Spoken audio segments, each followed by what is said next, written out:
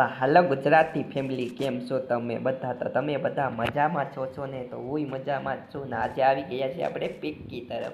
तो पिक्की तरफ हमको कितने सारे ये पकौड़े में बंदा दिखे है। तो यार एक बंदा, यार क्या यार, ये बंदा मलता भी नहीं, छुप गया है, छुप छुप के मेरे साथ हाथामणी दार में से।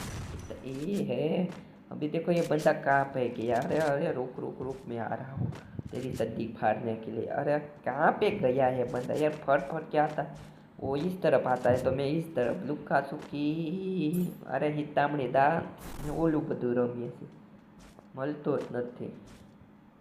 अरे क्या यार, ये बंदा यार मुझे कंटाळ दिया। मैंने पीक के सारे दरवाजे, वो 7 फेरे नहीं आते, ये दोनों फट गए है। ओके ओके भाई, अभी ये बंदा, ओ ओले दोनों ना पे बंदा। अभी देखो मैं ये अपने ईपी भर लेता हूँ, फिर इसके पास जाऊँगा।